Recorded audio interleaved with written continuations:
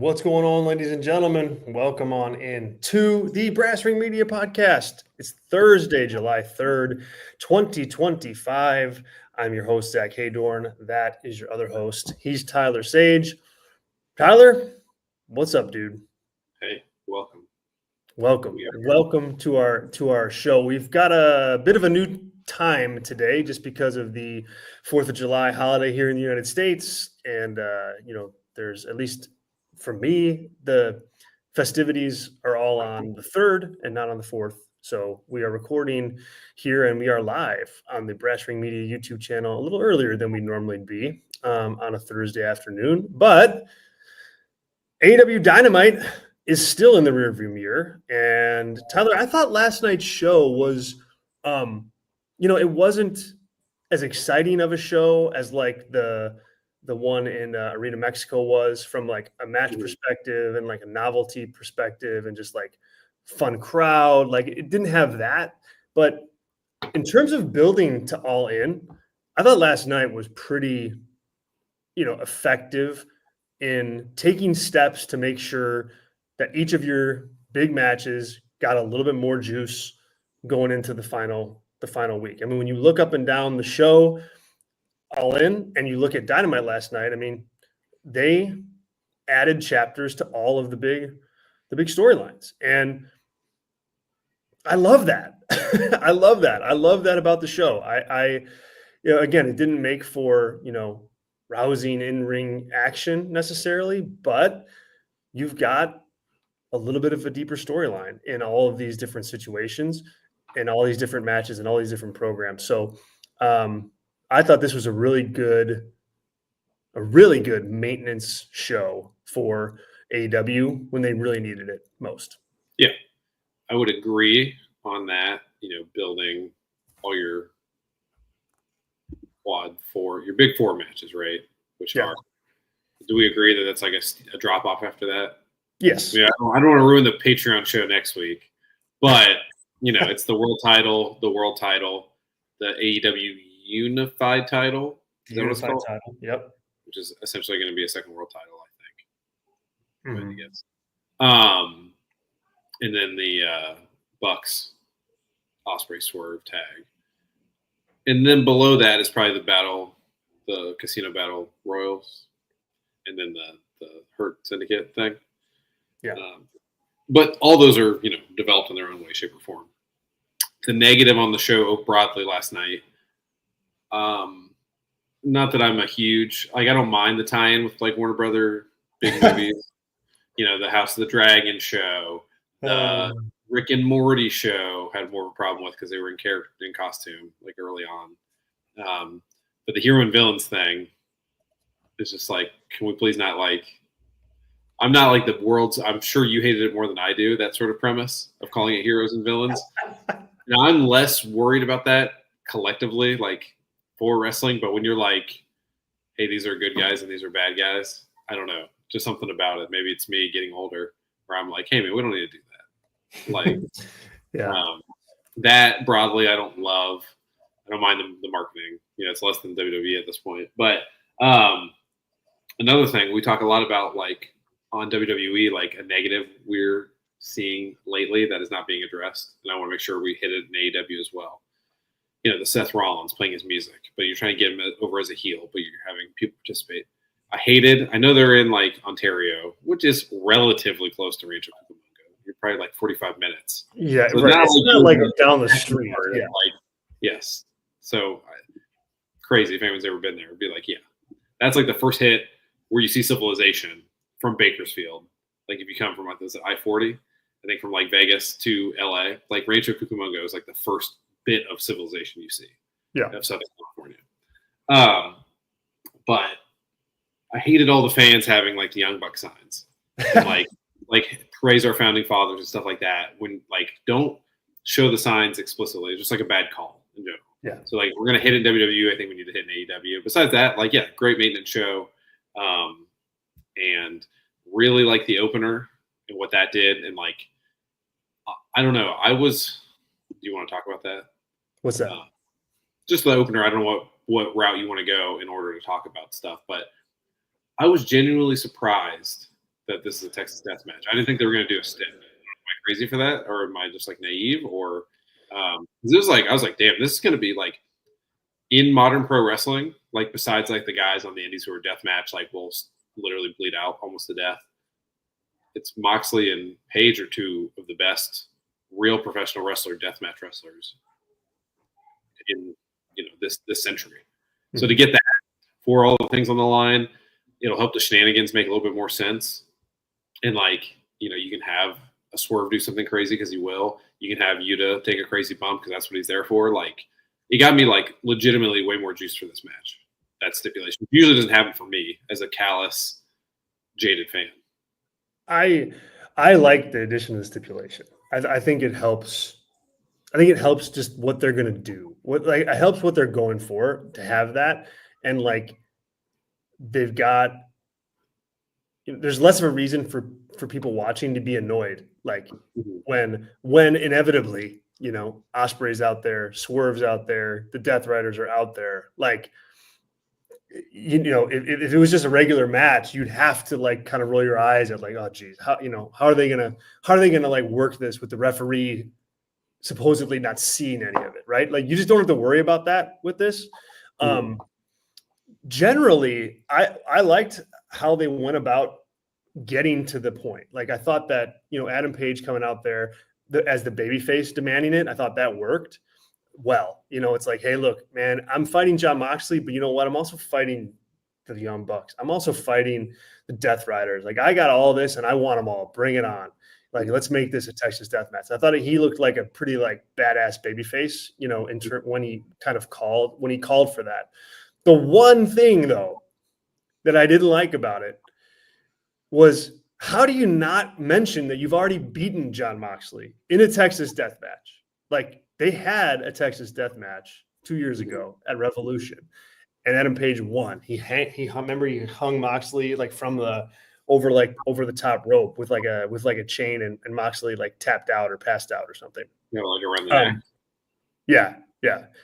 And it's like you can't leave that detail out. Like, I mean, you can rewrite history a little bit. It's pro wrestling. Like that happens, but that is a big, that's a huge like storyline point that you could have leveraged in terms of like getting Moxley to say yes to this. Like, Mox, be the champion that I know you are. I've already beaten you in the Texas death match. Now let's do it with the title on the line. I just think it was a silly thing to try to retcon for no reason. Like, I think you got to call it out, especially like it's AEW. Your diehard audience is your audience, and so they know that this match has already happened. They know that it's something that Page has won. Like, so leverage that.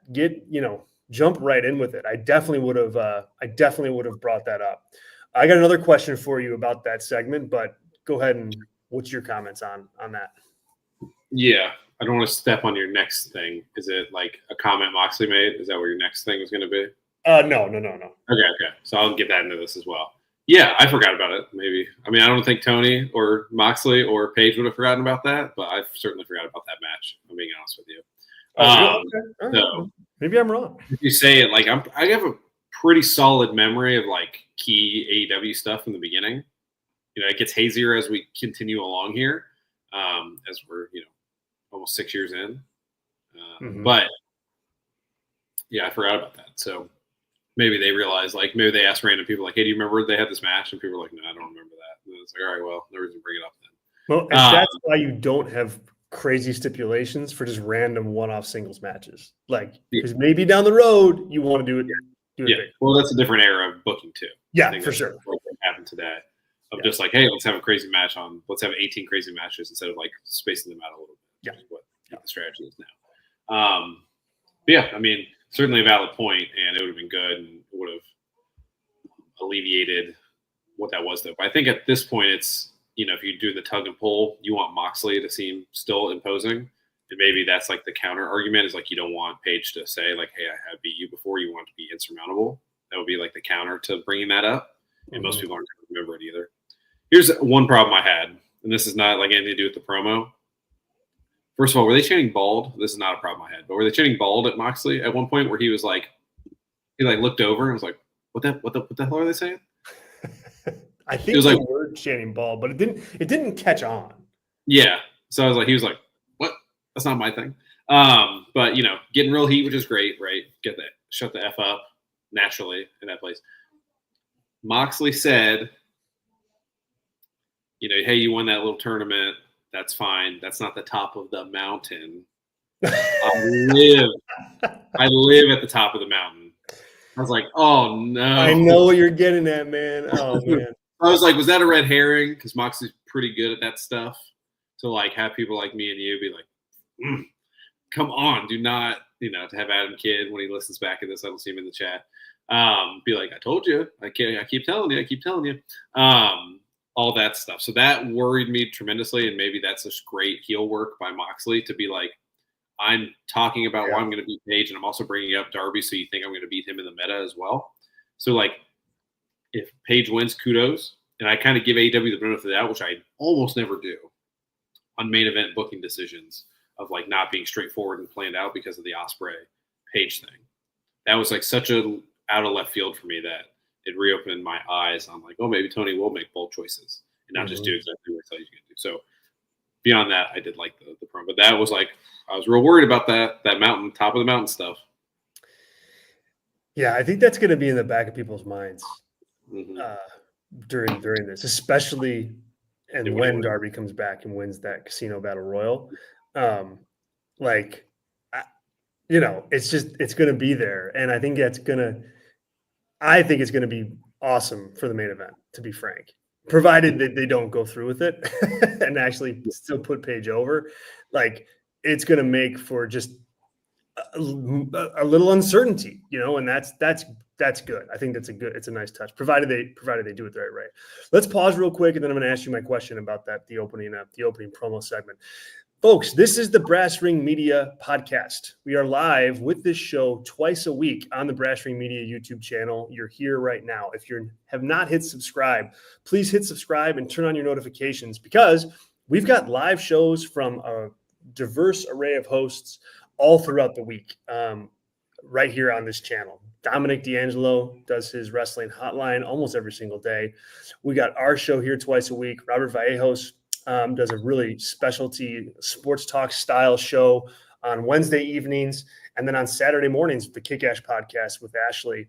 All of these things are must see and must listen to stuff if you love pro wrestling and you like our brand of covering professional wrestling. So hit subscribe on this channel. You can also catch all of our live shows as podcasts, audio podcasts, on your favorite podcast app. We're right there, totally free. Just search Brass Ring Media wherever you get your podcasts, Apple Podcasts, Spotify, wherever. We are there, and you can take us on the go as well. So make sure you do that. If you wouldn't mind hitting like on this video as you watch, that's always a huge help for us. And if you do listen to our podcast, which we know a lot of you do, give us a 5-star review. Give us a good comment or two. It helps, again, with the algorithm, the big A word, and get some more wrestling fans to get involved in what we're doing here at Brass Ring Media. We also offer membership at patreon.com/Brass Ring Media. It's only $4 to become a member, and you get all of our member content, exclusive member content, right to your doorstep every single day, every single week. You get a member-only show once a week. You get all of our pay-per-view and PLE review shows, including a show that dropped earlier this week on Night of Champions. And then next weekend, boy, it's going to be a big weekend with Evolution and Saturday Night's Main Event and All In. We'll have a lot of member-only stuff around those shows. So now's a great time to check us out. $4 gets you access to everything that we do. Patreon.com/Brass Ring Media. If you are watching live and want to get in on the chat, please do. Live chat is open. Super chats are open. If you're able to, leave a super chat of some kind and ask a question or make a comment, or hey, stop talking about that, talk about this, we'll do that. Any contribution is good for us. We appreciate it. Kind of helps us do what we do here at Brass Ring Media. So thank you in advance for that. Want to say thank you special to our Brass Ring Media Gold members, Sean Palikta and Adam Kidd. We got Sean in the chat right now. Sean says, "What's up, guys? Wasn't expecting a show so early. Let's go."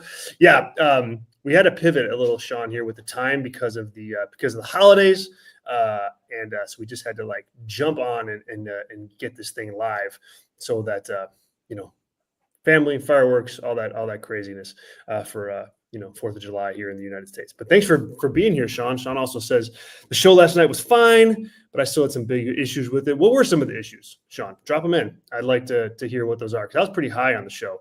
So curious as to what you didn't like, and we'll talk that through. But thanks so much for being here, and thanks so much for everybody else who's here as well. All right, Tyler. So my question.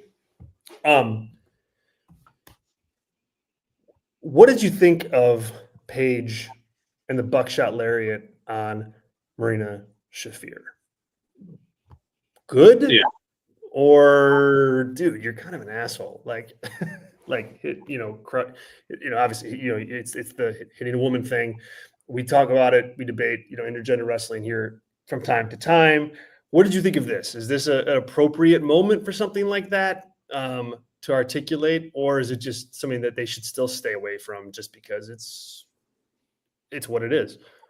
Yeah, I would say like grain of salt with me, because like I would, if I'm a promoter, I would actually like push some intergender wrestling on my television program. Like I think there's like a space for smaller male wrestlers to go against like Chris Statlanders and Megan Baines and stuff like that to make it somewhat believable of like a contest. You don't want to do Brock Lesnar versus Liv Morgan, right? Some WWE 2K sort of stuff, right?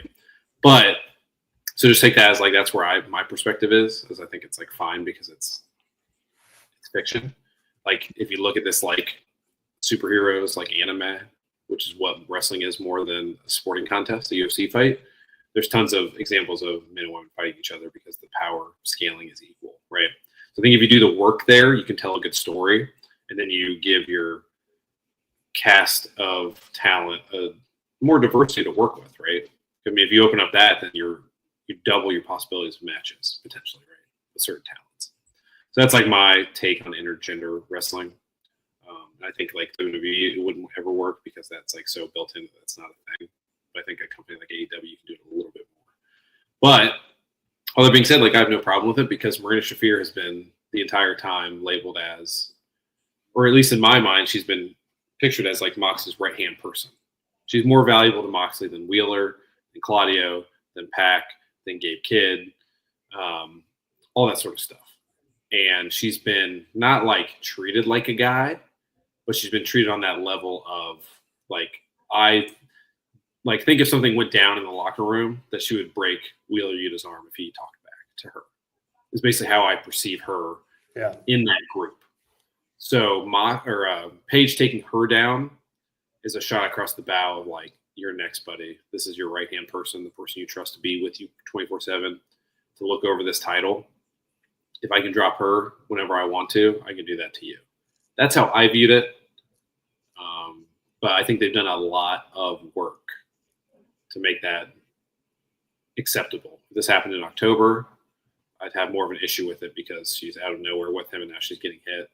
She's been part of matches where she's done involvement with men, taking bumps from men. Moxley's been doing bumps to Willow. Like I thought that worked as well to make him look like an a-hole. So I was fine with it, but you are, certainly a fine line. I can see why people may or may not like that. Yeah, I can see it. I can see it too. And I'm, 9 times out of 10, not on the same page as you with the intergender thing. It just doesn't do it for me. In this case, though, I was okay with it. I think it did it. It was like a couple things because you don't do it often.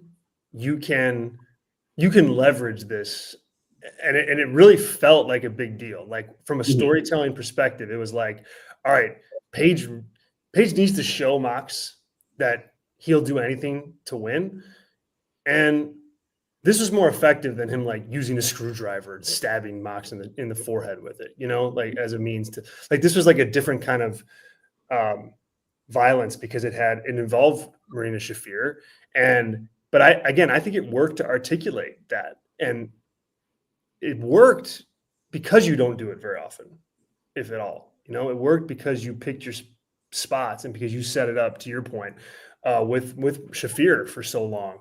I thought it was just a really good way, honestly, to get across that, whoa, Paige is, dude, he's freaking serious. Like if you weren't sure, now you should be sure, Mox. Now you should be a little bit worried because look, he just took Shafir's head off without even thinking twice. I think that was a good way to leverage, you know, again, something you put some elbow grease in on with Marina Shafir to get the most out of it. So it's weird because like when I saw it, my first reaction was like, oh boy. But then it was, no, that actually did it. That worked. Like that like told the story better than I think like a vicious bloody attack would have done for Adam Page. Yeah, agreed. And it's, you know, you still have another week for that too. So this is a good, like, hey, we're going to probably do something like that next week. Probably. Yeah. You probably want to have Paige do it, honestly, if you're the booker, to be like, oh man, he got it in here. That's not good for the meta. Right. Yeah. Yeah. I mean, I think they are. Yeah. The way this is kind of moving, if I were to put my money on it, I think we see kind of like Mox stand tall, you know, next week. Just because I don't know, like, yes, you could kind of swerve your audience if you do it the other way, but I think like the storyline, you really want Paige from underneath in that match at All In. So in order to do that, I think you really need some heat, you know, on Moxley. We got a comment here from Andrew H, who says, adding stipulations for the sake of stipulations. Huge thumbs down. See, Andrew, like, I'm with you. I don't think you add stipulations just to do it. And I think AEW is a victim of that a lot. Just let's just make this a ladder match because why not? I don't give them thumbs down on that for this particular one because they've been setting it up for months. Like this is going to be the Avengers unite to take out Moxley and the Death Riders and get that belt out of the briefcase and around the waist of Adam Page. So, you know, I think that they've put in enough work here where the babyface Page coming out and demanding this ultraviolet match so he can just get at everybody. I think that totally works from a payoff and logic perspective. So I don't have the same issue, Andrew. Agreed. I've been fantasy booking a little bit while that was going on, so make sure don't forget about that because it's always fun to talk about. But yeah, I mean, I think AEW certainly. I mean, there's no doubt you can say like adding stipulations to like be your go home story has been like the forte of the company and not for the good of the company. But I just think with these two wrestlers, they are the two best death match wrestlers in big time pro wrestling. To do that at your biggest show with everything on the line, again, like we talked about at the beginning of the show, but it helps to codify some of you don't need a ref bump to get everybody involved. Right. Which if there's a ref bump in this match, I was going to like lose my mind. And that's not even AEW's fault. That's WWE's fault. But like that meta is out there of like we cannot be doing ref bumps in our main events like for a year. So this is a good way to get there, tell all that story, do all the crazy stuff you want to do, have it be a more compelling, interesting match because of this. And they don't have to go like crazy. It doesn't have to be all deathmatch stuff. They can have a good match, but I think Moxley honestly needs it a little bit more than Page does to make sure he has a good 4.5-star match, honestly. Yeah, that's true too. You know, Moxley hasn't necessarily been, you know, he's been more Randy Orton than he has Kenny Omega, like in his pay-per-view matches. So here's what I've been thinking about with this match. What's going to be in the briefcase when someone opens it? Because somebody's opening this briefcase during this match, and it's not going to be in there, right? That just like feels like that's like a story beat. Yeah, that's a good question. I mean, Man, I don't know. I think the belt's in there. I think the belt's in there. I think So, they have this moment where Paige takes it out, and like big pop. I kind of think it's as simple as that. okay. And then also, if you're John Moxley, or like the agent setting this matchup, presumably Tony Khan and Jerry Lynn, right? Mhm. Man, how tempted are you to have John Moxley go for a belt hit to the head of Page, have Page dodge it, hit him 1, 2, 3, as like a meta narrative of like FEWWE. This is how you tell a wrestling story. I don't think they should. I just think that's got to be like that's the forefront of my mind if I'm booking the finish of this match. Of like, man, do I just give a double bird to the John Cena story? Yeah, I mean, no, I wouldn't do it. Well, look, I wouldn't do it just for that. If it made sense for the match that you're going to do, like, okay, then I would, but it would not be like, hey, this would be a cool way to stick it to WWE. Let's do it. Mm-hmm. I don't think that should be AEW's priority. However, they have done this kind of thing in the past, so you definitely can't put it past them to do it. But no, I wouldn't do it just for that reason. It has to be about the reason. Like, why are we doing this? Is it just to needle WWE? Yeah, then probably we should. Agreed. I'm just saying, like the pettiness and the deep pettiness in my soul would make me Oh no, really be like, hey, here's the rough draft. Let's make it better. Because I do think that belt, like Paige talked about, pulling it out. Maybe he just pulls it out when he wins. I don't know, but it feels like the way that's been talked about is there. And like, yeah, I don't know. There's so many other ways. I mean, we'll talk about this more next week. But like Darby helping Paige to win the title is so much better than like Paige losing and Darby taking. You're very worried about Darby. I'm so worried. I know Adam's in the chat. We were talking about this. Now that I see you in the chat, we were talking about Moxley's, and I don't want to like double back on this for the show's sake, but we were talking about Moxley saying like, you don't want to climb the mountain. I am at the peak of the mountain. I was like, oh no, this is Darby talk. This is not good. So just know, like, I'm worried. I know. You're worried. Speaking of the chat, we got Joshua in here who says, honestly, they could have just barred everyone from ringside and had a wrestling match. This is the opposite. But yeah, that's the thing, Joshua. Like, it is the opposite. Like, because it's Paige against Mox, yes, but it's also Paige against everybody. Definitely. Yeah, that's if you did bar everybody, they're going to come in. There's going to be a ref bump. It's going to be the same BS we see every Cena, every Bloodline match. Yeah. We got our other gold member here with us today. Adam Kidd says, good morning, all. Adam, what's up, man? It's always good to see you. Again, we pivoted on time, guys. Normally we are in the afternoon with our Thursday show, but because of the holiday here in the United States, we needed to pivot things up. But Adam, thanks for being here. Thanks for finding us. Adam stays here and has maintained this. Moxley is going to win. So let me ask you a question here, Tyler.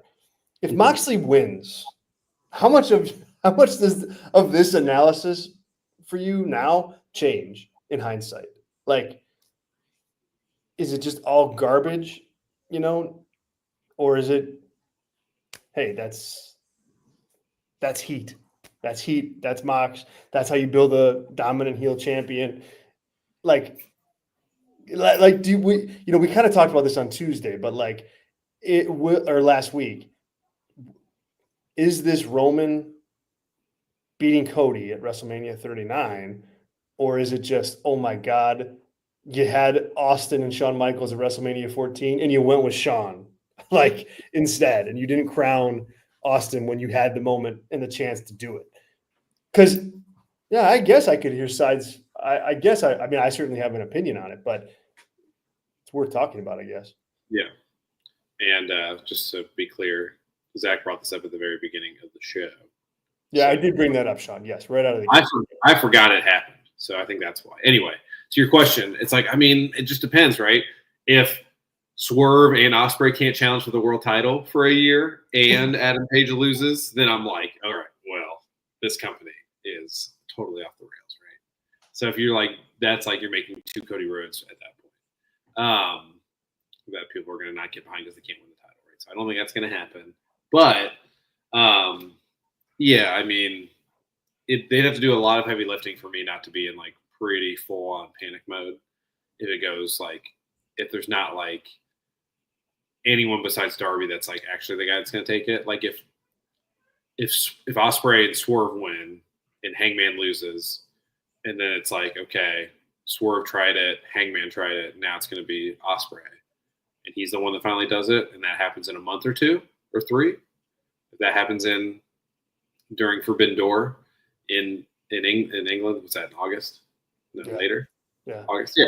Like if that happens next month, like that I can live with. But if it's going to be Darby and all these other guys can't win it, and then that's like your main event scene for a while, I'm out on that big time.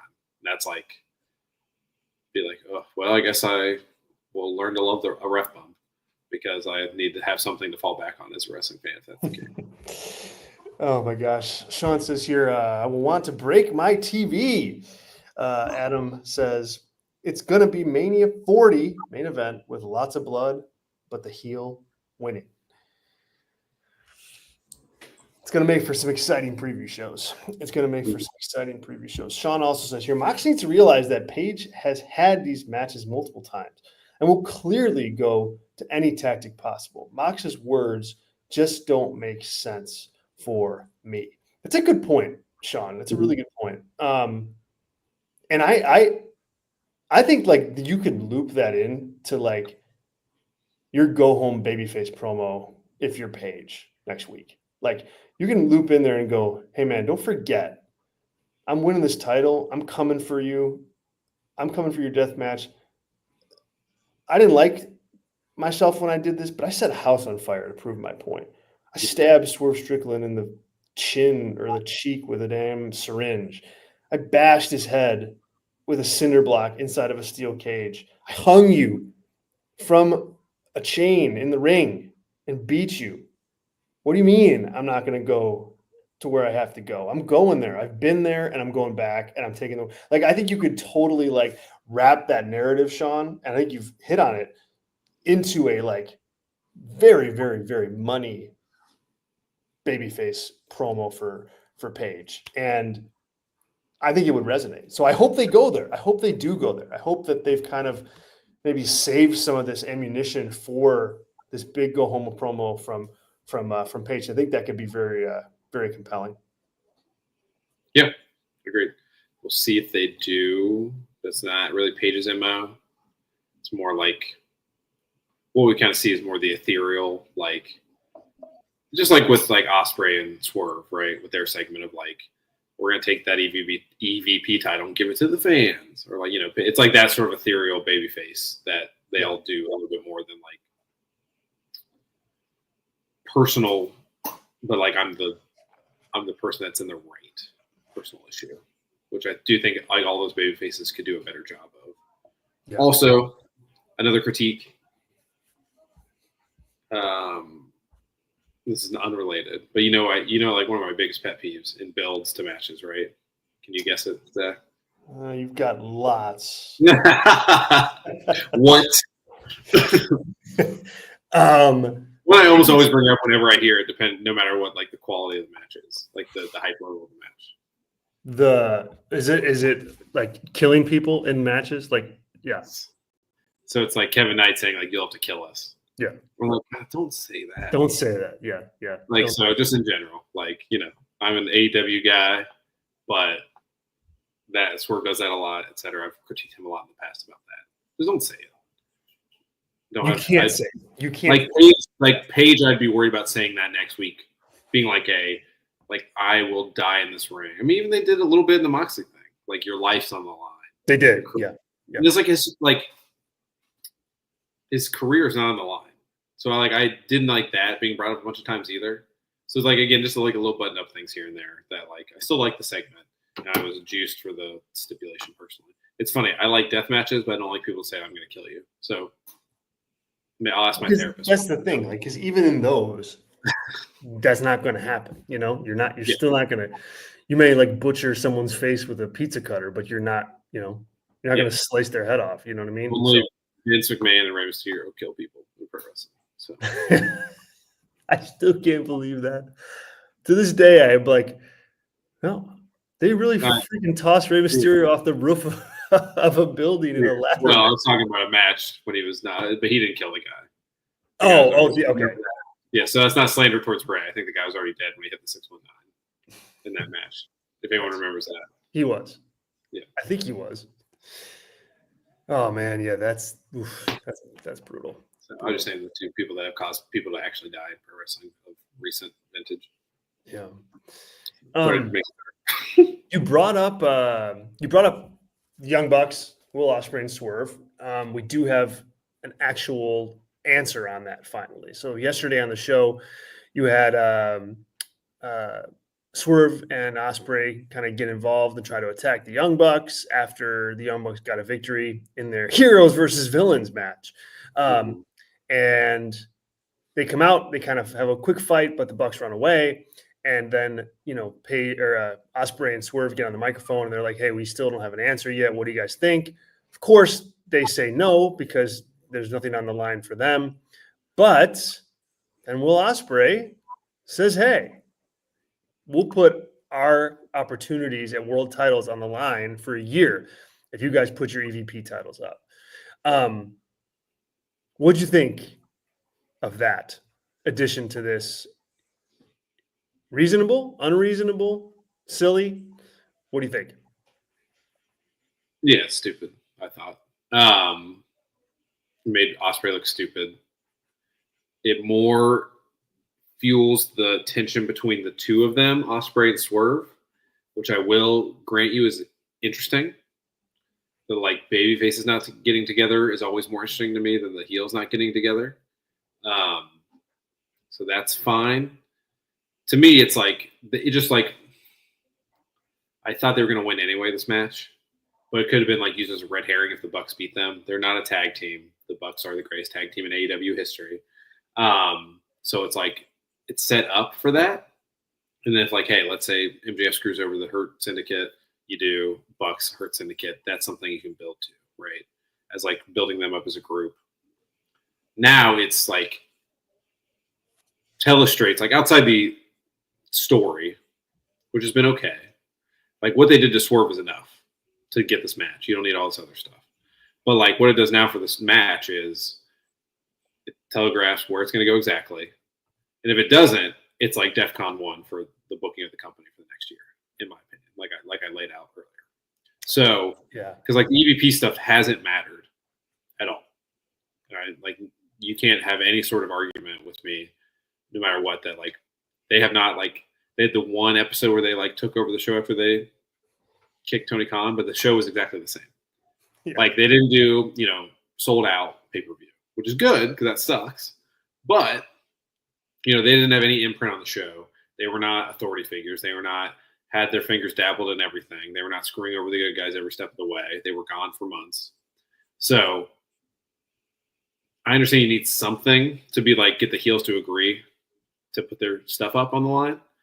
But I just think, I don't know, spend another hour in Tony's office and figure something out. Besides that, is what I'm with you. I mean, I think you had to come up with something to give. If you wanted to put the EVP titles on the line, you had to come up with something because why would the Bucks just do that for no reason? Why would they just be oh yeah, sure, guys, we'll put that on the line. They're heels. They need to have a reason to do that. They need to get something out of it, and they didn't. I thought this is the lowest hanging fruit of that. I would have preferred, that you do a thing where, and I can't believe I'm saying this out loud, but I think I would have preferred, you literally put the EVP titles on the line. Bucks are the EVPs or Swerve and Ospreay are the EVPs. I think that would have been better than this, because then at least you could at least you can go and have another match. We're going to do a ladder match and we're going to hang above the ring the EVP titles. You could do something like that. And either way, if the Bucks win, fine. that makes sense. If the Sean says you're in the live chat, Zach, why are you saying that? If you have that, at least you can work around it. That could be its own feud. But now you know that you're not going to keep Will Ospreay and Swerve Strickland both out of the world title picture for a year. I mean, come on, like that's just too. I think it's too much. I think it's just too much. And why would Ospreay and Swerve want that? It's not like, I think back to I think back to remember when Austin McMahon were going on, right? And why that was so good was because, you had Vince, of course, big heel. Yes, you had Austin, big babyface. All that's true. But you really felt like in that storyline that Vince McMahon was making Steve Austin's life a living hell, right? Like that was the crux of it. And you felt that if you were watching the show. So when you added stipulations like Vince as the referee or Vince as the timekeeper or whatever, it mattered because you had this narrative in the story that this Vince is really trying to screw over Steve Austin. I don't get that sense here with the Young Bucks. Like why does Swerve and Ospreay need to strip them so badly of the EVP titles that they've held for 6 years that they would put something so valuable on the line, like their world title opportunities, in order to get it? That's what doesn't track for me. So yes, it gives away the ending for sure, but I think more than that, it just doesn't fit. It just doesn't fit storyline wise. Like it just you like the Bucks are not impactful enough as EVPs to make that worth giving up a title shot for. Yeah, no, 100%. It just reeks of short-term storytelling, which means you're just writing on the fly. Because there's like a couple options. If you want the story, like you said, like it should have been, like Kenny should be more involved with like the team good guys of AEW, and you could say like the Bucks would be like, all right, well, if Okada wins, if we do this, then he's an EVP and takes Kenny's EVP title or something, right? And then it'd be Bucks and Okada as the EVPs instead of Kenny and the Bucks, right? If you want to do that, which is like, that's more longer term, like they actually have to, like you said, do something with these titles. Yeah. Or you have to have like Ospreay and Swerve befriend Christopher Danielson or Jerry Lynn's on TV more, or some authority figure that is like a non-wrestler that is like the wise man of the Paul Heyman of AEW. If you had a good guy manager that was sustainable, if MVP was a consistent good guy, someone like that. But obviously they didn't put the work in there to do that, and this just feels like the step to get there. So that's why it's lame. That's why I'm glad it's not like a for real Page's career versus Moxley's title. Like those always just tell you what the answer is. In the very rare instance of like, streak versus career of like Shawn Michaels and Undertaker, it doesn't work for the way it is. And even then, like, again, that was what, 2006?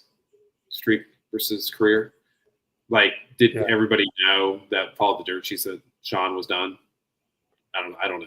I'd have to go back and read the Waze reports back then to know if that was like, if people seem to know that pretty convincingly. Like everyone kind of knew Danielson was done full time. Yeah, I think that makes sense. Yeah, I mean, I would agree with you on that. Andrew H says here, completely different level of storyline and state of the business. Really unfair comparison. Cody and Jericho makes more sense. I'm not sure which comparison that you're disagreeing with, Andrew, but yeah, the Cody and Jericho thing definitely will stand out on this because of how ridiculous that was and what like a corner that painted AEW into. And they learned from their mistake because this wasn't Will Ospreay saying, I won't challenge ever, but only for a year. So, I mean, I guess that's better than replaying the disaster that was the Cody thing, which still, like, man, when you look back on that, you're like, what the hell were they thinking with that? Yeah. I mean, like, if Tony puts his foot down and says, no, we're not doing that, like, I still think Cody's in WWE, probably. But man, I don't know. Like if the fans don't turn on him in AEW. Like what a different landscape we have. Yeah. Well, I mean, like you don't have the Codyverse, right? If you don't do that, because Cody can be mixed into everything, but like because he could never go for the world title, like he had to be just living outside this weird He'd be world. the champion of his Wheatley vodka van. Right. And it just kind of was obnoxious.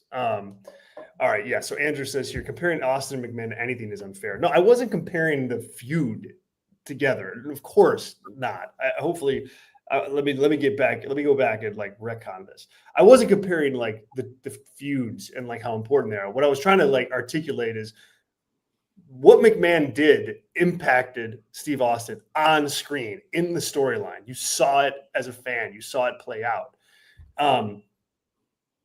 Even like if you fast forward and use a different scenario with the bloodline storyline, like that stuff mattered like on television. It mattered, for Roman. It mattered for Sammy at the time. Like it mattered for all the pieces. Like stuff mattered in that storyline. Here it's like they're EVPs, but like they don't have any impact on the show in that way from a storyline perspective, other than once in a while be like, hey, oh yeah, you got to match now and not in 30 minutes. Like, I think for this stipulation to land, that element, the EVP has to matter like those other storyline arcs did.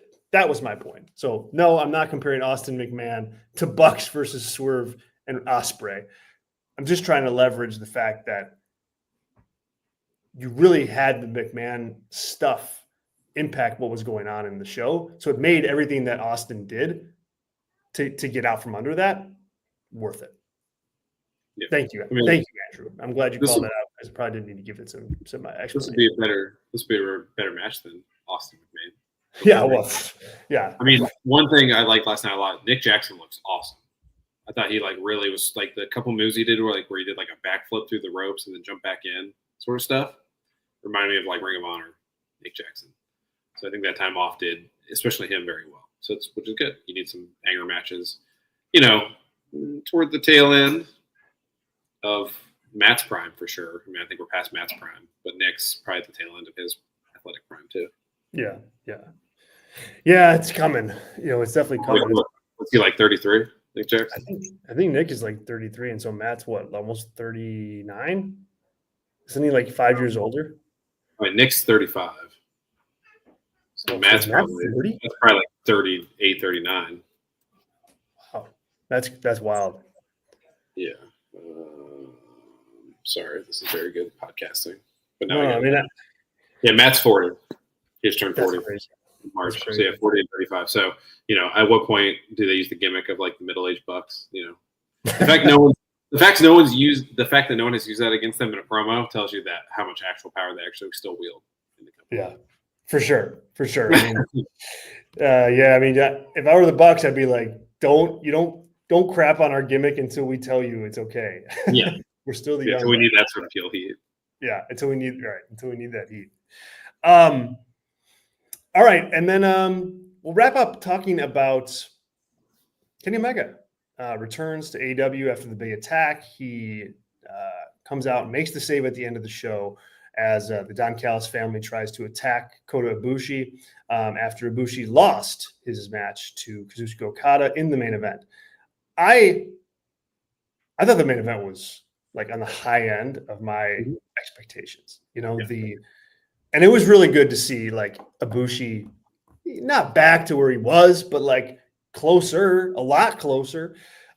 He just looked so awful in that last AEW run. I don't mean looks wise. I just mean in the ring. He just was like slow and plodding and hesitant and just like yuck, just like really just bad. And I thought he had a much, much better showing with Okada out there. It looked like he had something that he wanted to prove.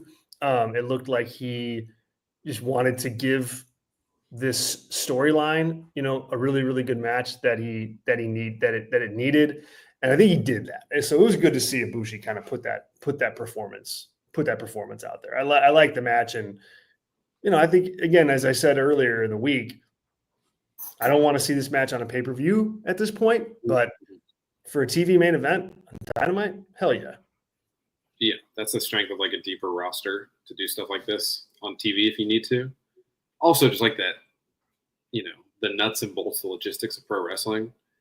It's easier to have a good match with somebody you've worked with before, someone who speaks your language. I think it's just like a thing that cannot be discounted here. Like the way they can call things, like in Japanese to each other. There's a reason Kenny works well with a lot of the Japanese guys as well, like Takeshita.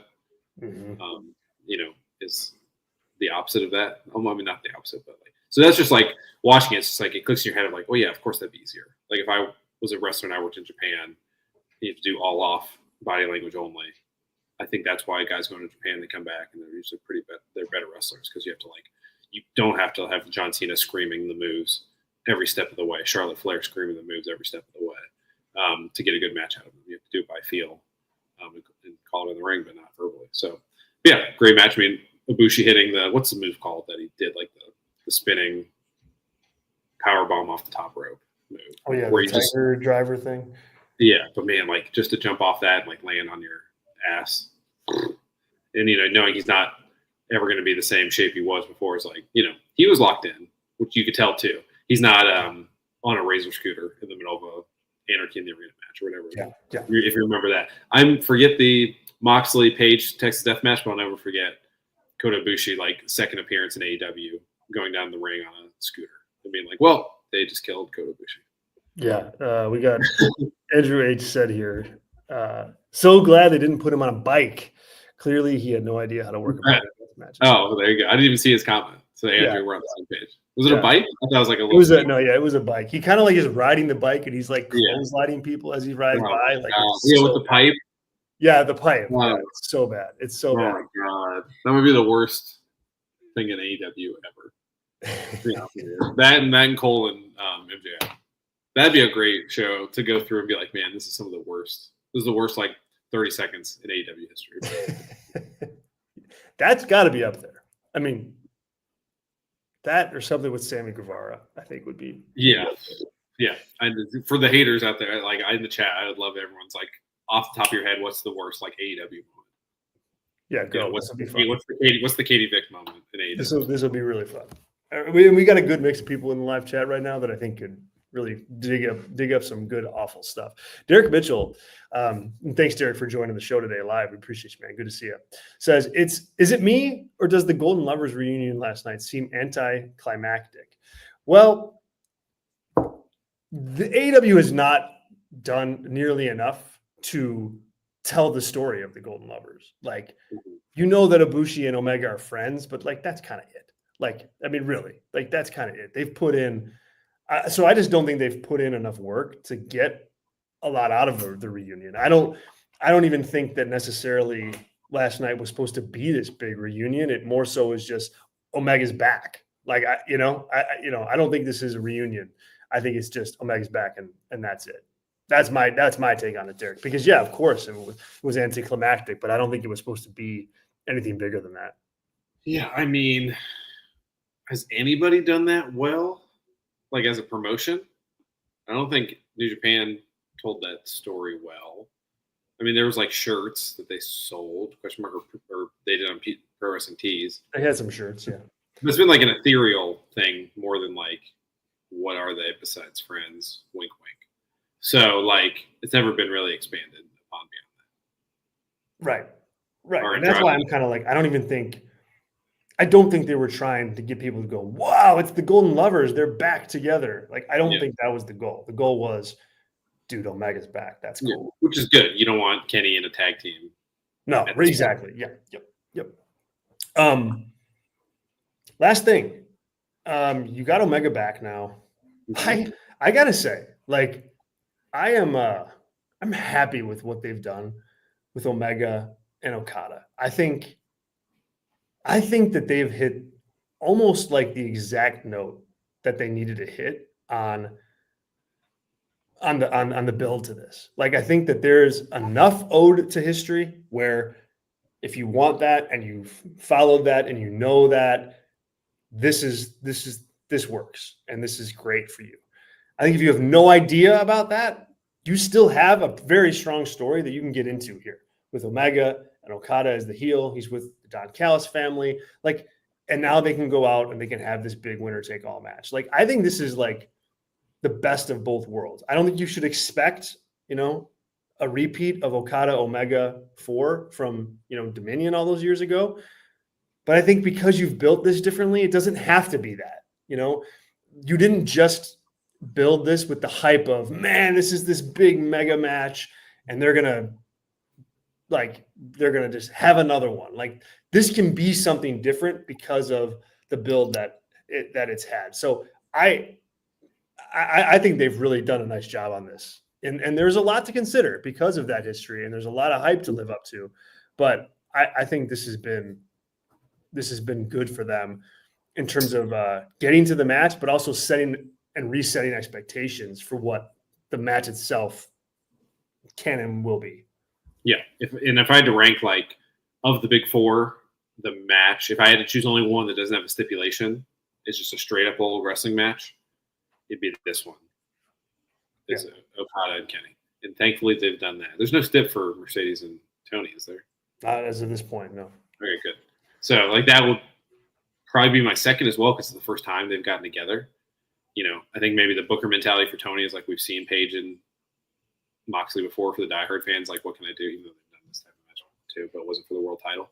So it's like putting a stip on the line makes sense in those more so than the other ones. And, Tony's improved his booking, but he can't do 4 huge matches and not have a couple stips thrown in there. Yes. That's he's still playing with his toys. Come on. Yeah, for sure. So, yeah, I think it makes total sense. The one thing I don't like, and this kind of a continuation thing of, like, the only thing about this build I haven't loved, and I understand why you tie Okada to Callis, but man, like, when he's in the ring at the end, what a bunch of nerds around Okada. You got Rocky Romero and Lance Archer as, like, your heavies. I was like, this is like Bad Luck Fale and Rocky Romero in New Japan, like, or like who was in Chaos with Okada? Who were like his guys? Was that like?